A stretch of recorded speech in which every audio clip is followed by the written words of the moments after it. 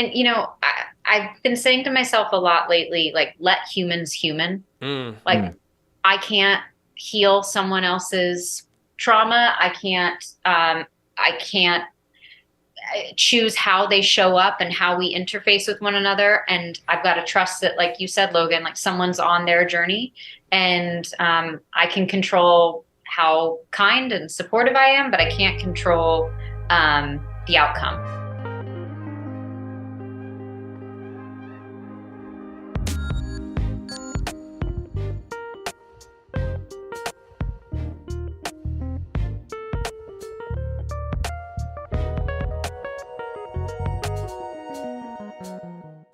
Hello, everyone. Welcome back to another episode of Everything's Okay, a mental health podcast brought to you by the one and only Crazy Ant Media. Today, we are going to be talking about the aspect of acceptance and what that means in our everyday lives. What do it mean with relationships that we build with other people? And what does it mean for us as entertainers who are in the middle of two very important strikes that are happening right now in Hollywood? This is a very crazy topic, an awesome topic to talk about. And we're super blessed and happy to have the one and only Lauren Buglioli back on the show, back on this podcast, because we had her on the other one. But now we get to talk to her all about the mental health aspect and just everything that she has going on right now. Lauren, welcome back. Thank you so much for having me. It's so great to see you both. Thank you. Oh, it's good to see you too. We are super excited to talk to you. We had just an absolute blast talking to you on the other podcast, and we knew at some point we had to have you back on here. And you talked so much about this particular topic when we were talking on the other show about acceptance and what it means to be okay with yourself and accept what things you can't control, etc. So I think this is going to be a really good conversation. I'm so excited. From the second you mentioned this podcast, I was like, let's go. I can talk about this all day. Yes, for sure. And I think the biggest thing that is weighing on me right now when it comes to acceptance, and I'm sure it's weighing on Dustin right now, is the separation of the company, accepting that as where we are in our personal lives and our professional lives as well.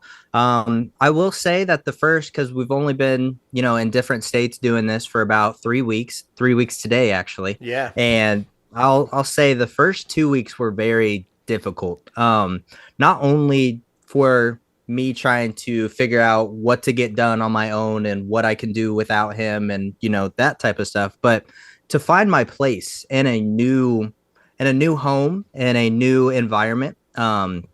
Coming back to a familiar place that I had been once before, but coming back in a different way. I'm older now. I'm wiser. I got some gray hairs. um, but I just, I look at the world differently now from when I was here 5, 6 years ago.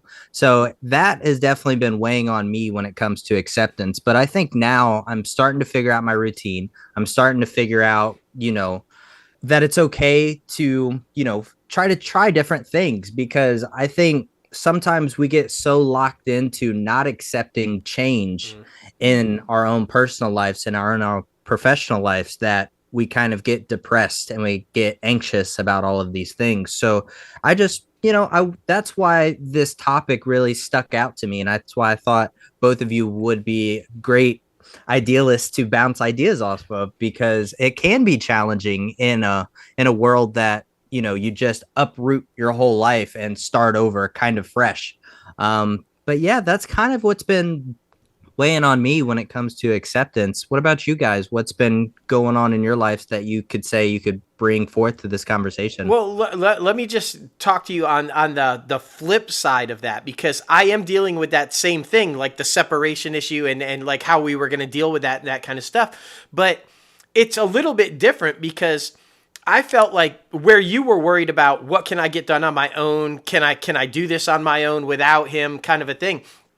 I've seen your growth over the 6 years in the company, right? I saw something special when I brought you in to begin with, and I knew eventually this would be your avenue. So for me, it was like, you're ready. And I don't think we would have done this. I don't think I would have said, okay, you go off on your own, take care of starting to do stuff down there while I close things up here. I would have said, no, we're going to have to do this together kind of a thing if I didn't think you were ready. So I completely knew that you were ready. I had total faith in. Mine is now I'm like very like hands-on, very kind of like, okay, I want to be involved in everything. So my issue is having to accept the fact that I know you can do what you need to do, so I don't need to be hands-on. Like, I have to now let you do what you want to do without giving input sometimes. And so that's a difficult thing, because when you're so used to bouncing back and forth off of each other, to have to go,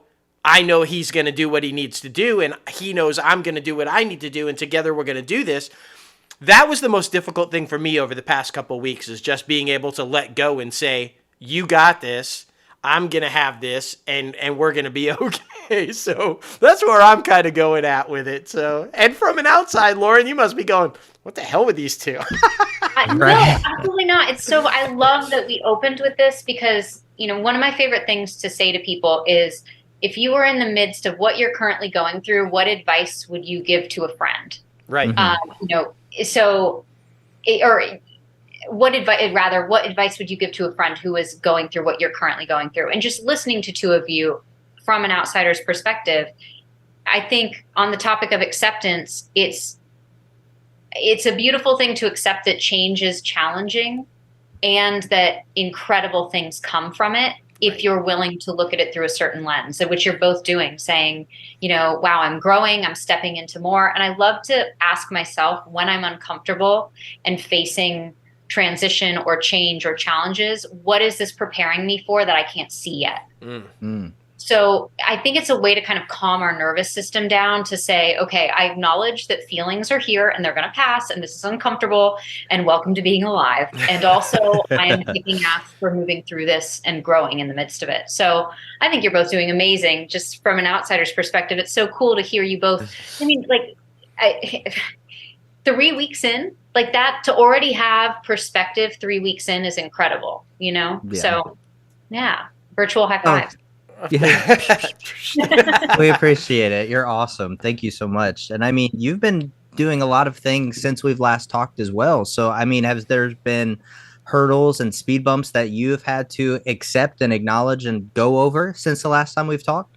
Absolutely. It's interesting. I think in the entertainment industry, there are always hurdles that you can't see coming. And I like to joke that they can sometimes be champagne problems. Like, as opportunities get more abundant and it's a higher level, there's new mindset challenges in terms of, okay, I know I'm up against, let's say hypothetically, like star names. How do I just keep putting my best foot forward and doing my best work without getting attached to outcome? Knowing that like what's for you is for you, and you just keep going. So I think I have, since we last spoke, found new again, champagne problems that I look back and say my younger self would be jumping up and down to know that I was discouraged about not getting this role. That's incredible. That's a win, right? And also just it being exciting and saying, okay, that means I'm in the midst of this. That means I'm playing the game. And now we're in the midst of, an actor's strike. So that's another one that I just keep telling myself, we can have a really slow year in a year that there is not a strike. So how do we condition ourselves and our nervous system to continue to stay creatively inspired and connected to other artists in the midst of challenging times and transition? So I like that. I like that we dove, because I want to dive into that, because like, say you are having a very successful year and everything is rocking and rolling and you're kind of just in your groove, and then something unexpected happens like this strike, right? And I feel like a lot of people would take that as, oh my gosh, what am I going to do now? Like, I had all this. What if this strike ends and it doesn't happen now? What if they decide they greenlit it at this point, but now they're not, and they're going to back off, and I'm going to lose everything I was working so hard to get, and I'm at this point. How do you begin the acceptance process of that, knowing that you have to be able to accept whatever the outcome is, whether it Mhm. continues to rock and roll the way it was prior, or whether it's a whole different path after? How do you start that acceptance process to know sometimes there are things that are just not in your control and you have to be okay with that? So I don't mean to be Pollyanna because I think it's really important to feel our feelings if we're ever disappointed or scared. And I think it's important to hold space for them, have safe people around you, have a journal, whatever serves you, right? But also acknowledge that if we don't hold things with an open palm in this business, we can be filming day one a new project and they decide to go in a different direction because you don't look right opposite the lead and it's just the chemistry's not there and it breaks everybody's heart, but we have to move forward. So knowing that whether it's a strike or recasting or a project losing funding, there will always be these bumps in the road. And that's where I think if our financial security and our happiness weighs on those, like it is carried by those opportunities, it's going to be a roller coaster unlike anything else. So I think it's why I'm a huge fan of all the side hustles and having a full life, and building a life outside of this business, because yes, I love to acknowledge disappointment and allow myself to feel the hurt because it means I want it and I'm hungry and I'm going to keep going, but also that my self-worth is not aligned with it and that I need other means to keep the lights on. Oh, for sure. And I think we talked about the art monster, right, in our last conversation.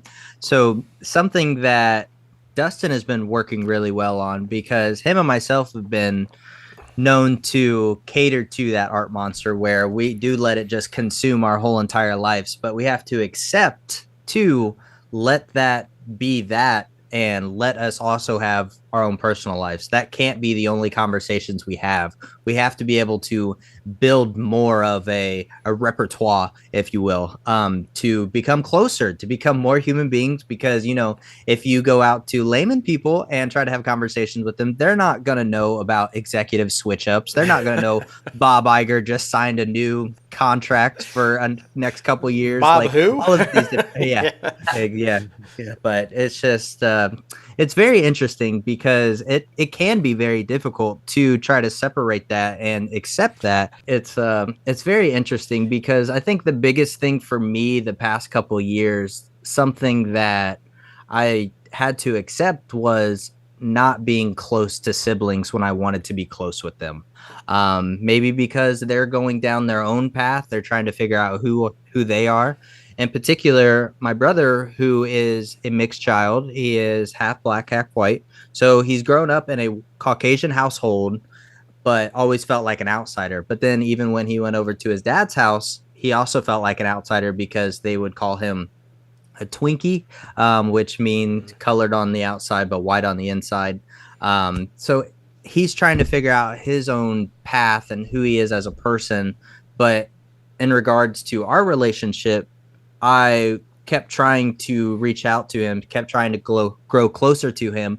But with him being in his own lane, I would get ignored. I wouldn't, be able to have that open communication, that open dialogue. So I had to sit back and accept that, he's going through his own thing. We'll come back around when it gets there, but I just have to accept that right now our relationship might not be as what I would want it to be, if that makes sense. Well, so, okay, a couple of things there, because yeah, we have been working on that whole let's talk to each other outside of what's going on today with what we're trying to do, right? We're getting better at it. I feel like we have these conversations, especially one thing that's helping us right now for sure is the upcoming marriage of my daughter and Logan. So we're talking a lot about that, and Emily starting her career as a teacher and et cetera and everything. But I still find us every now and then, we'll talk for a good half hour about those type things, and we'll end it with, by the way, did you see that such and such happened today? So we're getting there, but we still we can leave that last thing off if we want to. And then I totally feel for you with the sibling thing, because I too am going through a thing with my twin sister where I'm having a hard time accepting that we are now just two very different people. The death of our brother, we went totally separate ways, and I'm basically to the point now where I've had to accept that I had to cut her off. I had to cut her completely out of my life because the negativity and the drama was causing me pain, and it was causing me to have problems being with my own happiness. And I feel like sometimes the hardest thing that you have to accept sometimes is knowing that there is nothing you can do, and it's better to separate yourself from it than to try to continue to hurt yourself by trying to change things you cannot change. So, like you said, Logan, like sometimes you just have to go, okay, well, this isn't happening now. Maybe it's going to come back at a different point and we can address it again, but I've got to be strong enough to accept the fact it's not now, and I have to cut that off. And especially when it's family, it's the hardest when you have to cut off family from your. I mean, I don't know. It's difficult for me. Put it that way. Absolutely. And I've been saying to myself a lot lately, like, let humans human. Like, I can't heal someone else's trauma. I can't choose how they show up and how we interface with one another. And I've got to trust that, like you said, Logan, like someone's on their journey, and I can control how kind and supportive I am, but I can't control the outcome. And I think that when it comes to acceptance, I think there's this underbelly of us wanting to feel safe and wanting to have control and know that everything's going to be okay. And I'll kind of, internally talk to myself from like, okay, you've survived all your worst days. This is going to be okay. If we zoom out, there was another side to this, whatever the situation is, and you're going to get to the other end of it. So I sending you both lots of love, because family's tricky. My favorite word to say is tricky. Yes. Without doubt. That's so funny. But yeah, I mean, going back to the entertainment wise, accepting, because right now, I don't know if we told you, we have a drama pilot, our whole series in development right now. And we actually had interest from a major studio. And so with the writer strike happening first and now SAG, it's just, yeah, it's something that, especially for first time writers, it's like your dreams are coming true. Oh my gosh, here it is. Open doors, like all these things. But we have to accept that, we have to take a step back. And the way I've been like grappling with it in my mind, I just keep telling myself that, this is a good time and a good opportunity to, okay, let's just knock out the whole first season. Let's go ahead and do that. I mean, what, it's 10 to 10 episodes now because streamer. And so do it that way. And we also got shut down on our short film as well, because of all of this stuff. So it's one of those things where, but the way I'm grappling with that one is, okay, now we can focus on the crowdfunding website and like 100% of our attention be there to make sure that's up and ready to go, to make sure we have the right incentives to make it sound, really good for people who would want to invest in. So I think the way to look at everything is always, the glass is half full. Always continue to try to fill it up as much as possible. But once you get to the point where the glass is half empty or almost empty, that's when, we need to start having conversations with other people to help change some perspectives. I think that's very important. And it's very important to accept when you need help. Because we talk about that too, how, sometimes you get to your darkest days and you get really depressed and you may get suicidal, and you need to accept that you need help. Lauren, I don't know if you know, but on a previous episode of EOP, I talked about a particular attempt that was going through my head, just voicing it, having it go through my head and talking to other people like Dustin. And then he came and got me from the day job and then took me to the hospital where I would seek professional help. And the whole time in the ride, I wasn't mad. I wasn't, I was just accepting what was happening, accepting that I needed help, and accepting that, however long this may be, this is what I need to focus on right now and put everything else at ease, because I think that was what was most important. Well, absolutely.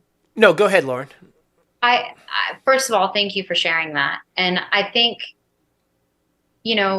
there's a beautiful quote, and I'm going to butcher it, that I'll make sure I get to you, that, the most beautiful people don't just happen. The most beautiful people we've ever known have clawed their way out of the depths. That's right. And I think, there's a reason I'm passionate about mental health is because, there were times that there were dark holes that I didn't feel I could pull myself out of. So Mm-hmm. I think it's such a beautiful thing that you have this podcast and that you're willing to openly talk about it, because so many people live with shame. And it's like, you know what? We think about our heart health. We think about like all of our other organs. It's just brain health. And Right. there are Exactly. moments where once we address it, then we're equipped to think about that through that lens of like, okay, I've got to think about my brain health. And Mhm. I think the saddest thing is when there's any kind of stigma or judgment around it, because I would never judge someone who's diabetic for taking their insulin, right? Right. Exactly. So I just so appreciate you openly talking about that. And I think it's so important to have safe spaces and people who are vocal about it. So thank you. And I think ultimately this is a business and a world that everybody kind of projects something externally, and we're not often talking about the internal experience. Mm-hmm. And to speak to these opportunities you're seeing, I think, again, everything you've been through up until this point has prepared you to tell the stories you want to tell. And those things are indicators and kind of green lights of what's coming, you know? Those are not things that are one and done. Those are just, there's more of that on the horizon. So, I think often things can feel like a once in a lifetime moment. And if we're lucky, life's long, and there's only more of that coming for you guys. So I'm excited. I can't wait. And you're going to be very well compensated once it comes out. You know? Without doubt. I think that's the way it's going to go. I want to talk about, though, like what you said, Logan, about, me coming to get you, or because I think a support system, having the right people around you, is critically important also. And accepting those people, knowing that they're the right people for you. And like I said, separating from the people that are not the right people for you. I was there because I was in that situation myself. I too was going to, and had somebody stop me and save me and rescue me. So the signs were all there. I recognized your signs because someone recognized the signs in me and was there for me. And I think it's important to be able to have that in your life. And I think the reason this whole podcast stemmed is because a lot of people are not fortunate enough to have that support system or those people in their lives, or for whatever reason will not allow themselves to have those people in their lives. They won't accept that help. They won't accept that love. And so if this podcast can make that easier for somebody who's grappling with, should I come forward? Should I, then we say it all the time. If we can just reach one person, if our stories can save one person, it's totally worth it. And I feel like the more we share, the more we put our own experiences out there, the better. It's helping us. And Lauren, I like what you said too, because I feel like the stigma is so attached, right? And I feel like sometimes the only way to break that stigma is to look inward. And because I don't think you can grow externally unless you look inward and you're able to grow internally. That's how you grow externally, because you have to start facing the stuff that's inside you before you can move forward outside of you or help anybody else. And the biggest part of acceptance is accept that you're a flawed human being. We all make mistakes. We all go through things that we don't have any control over. It doesn't mean we're bad people. It doesn't mean that anything is wrong with us. And accept the fact that it's okay to not be okay. Like Logan was saying, here we were rocking and rolling, we had all this stuff going, and now it's all paused and we don't know what's going to happen. And that's okay. It's also okay to be upset about that. It's okay to feel angry about that. You don't have to put I think another thing, societal expectations, right? I think there's so much expectation put on us by outside sources that makes it difficult to accept who we are and be proud of who we are, right? It's somebody deems this is what success is. Well, if you haven't produced 8 movies by the time you're 30, or if you're an actor and you haven't landed a starring role by the time you're 20, then you're a failure, right? But we have to look inward and know what our own success is. What do we deem as our success? And that's how we have to judge ourselves. We have to stop taking that societal expectation of you should be this, this, and this in order to feel worthy. Like, we have to accept who we are and where we're at in our journey and know that that's okay. And it's so interesting because you brought up success. The way we will judge ourselves harshly for having a human experience, but when someone tells me they had the strength to fight to want to be here, Yes. when their brain chemistry was telling them otherwise, what's more admirable, And I mean, that's the thing is I think we've gotten to the point where this glossy idea of success is very much focused on the external, but I can tell you the people who've changed my lives, I don't know how many dollars they have in their bank account or care what clothes they wear, et cetera, et cetera. So I think this shift when we are dealt cards that are challenging, it makes us have a different kind of reverence for what it means to be human. And I think as artists, like that informs the stories we tell and the roles we want to play, et cetera. So I could go all day. Oh, no, yeah. Oh, for sure. Yeah, because I mean, AI doesn't have this type of experience, but that's another scene. Yep, that's another one. But it is very interesting too, because there's so many different things to accept in life, because this going into almost being married, being able to accept Emily for who she is and being able to recognize and accept different things that trigger her that may not trigger me, and recognize and accept her anxieties and realize, okay, when this situation happens, this is what I need to do. I think that's very important. Very important to just learn from each other and learn how different people tick, so you know how to approach different people, because everybody's got their own stories, everybody's got their own trauma. So, and that brings out different things, different emotions out of people if that trigger is touched. So I think it's good to just get to know everyone as much as possible, even though we do live in a very, antisocial world. And I will also take fault for that. I am very antisocial. But I try to accept that and also step outside that box to create more memories. Because that's my biggest thing right now, is to make memories so that I have stories to tell my kids and my grandkids and different things like that. And so sometimes I have to accept to get over my shit to make memories. So it's all of these different things that it's a constant uphill battle, but I think that's what makes life beautiful at the same time, because you do get all of these crazy things, crazy stories along the way while you're being uncomfortable. So it's all of they kind of coincide and like line up together to create these things. They do. And a word that Lauren said that really relates to what everything you just said. It was judgment, right? Judging, right? You would never judge. And I think that has so much to do with someone else's mental disorders, right? Because anxiety is a mental disorder. We don't want to call it that. We don't want to, oh no, but it is. And there's a stigma attached to anxiety. And I think it's very important to understand that, like when you said trigger, right, Logan? Like, everybody is triggered by something differently. Just because you go through a situation and you're fine with it, and someone else is not fine with it, and they get anxious or they get upset or they get we shouldn't judge them as, what's wrong with you? Like, this is no big deal. You shouldn't even be bothered by this.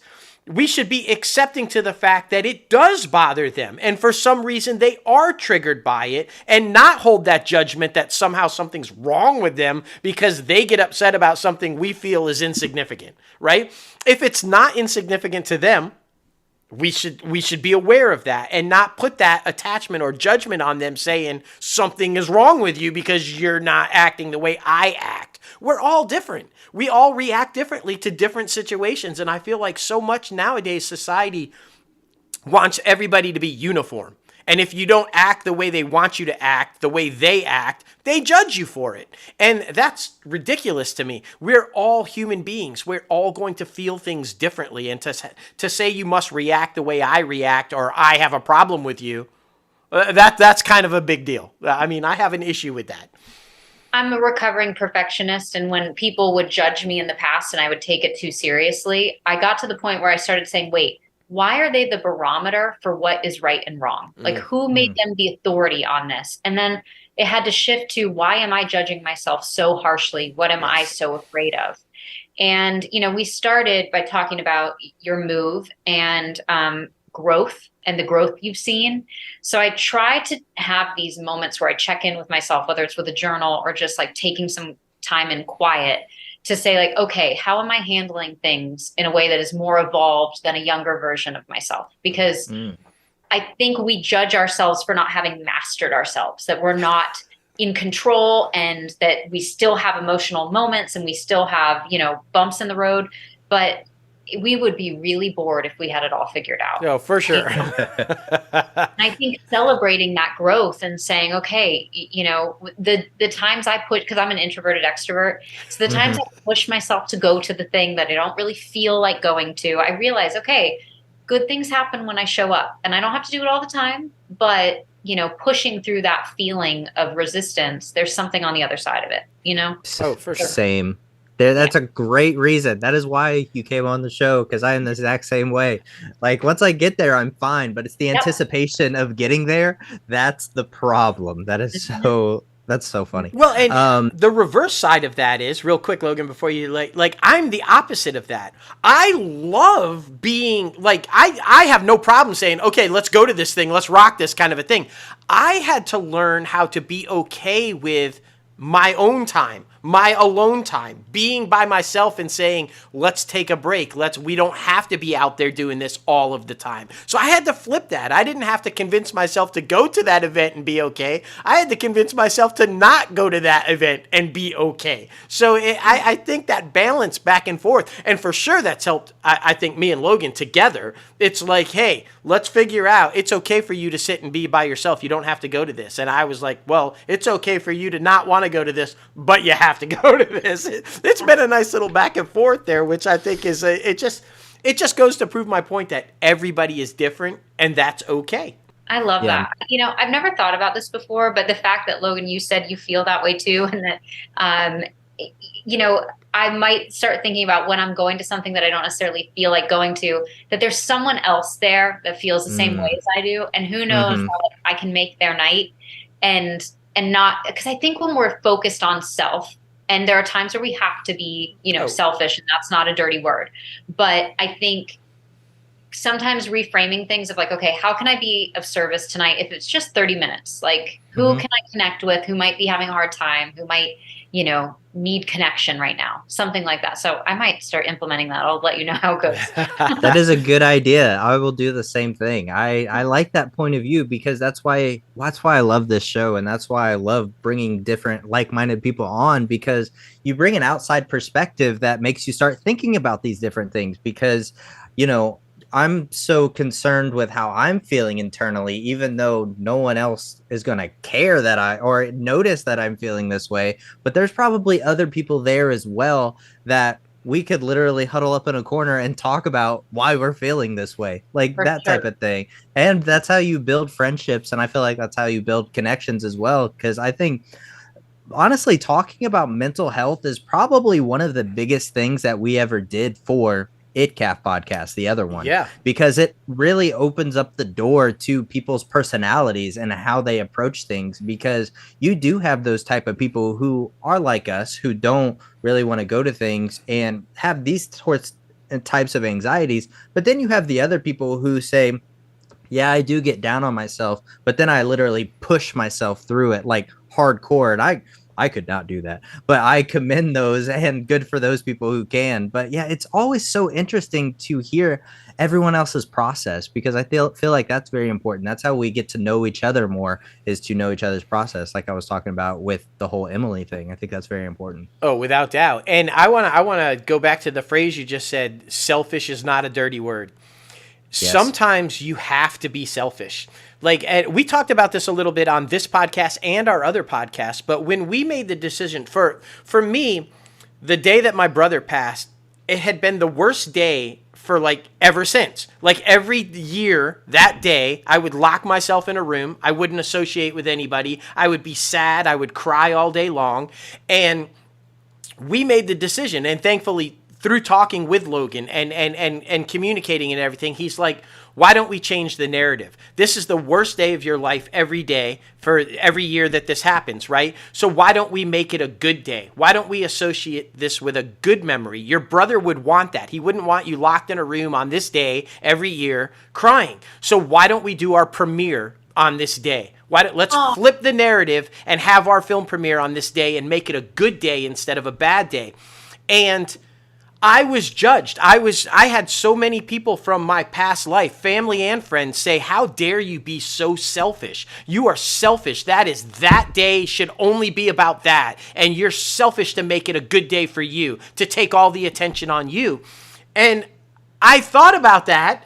And I'm like, am I being selfish? Am I? And I'm like, you know what? I am. And it's okay, because this is my way to get out of that cave, to get out of that darkness and say, why does this have to be a bad day? This can be a good day. And if it takes me being selfish, then so what? That's not a bad thing. I have to flip this because I need to heal. And if this is the way to heal, and again, it goes back to that support system.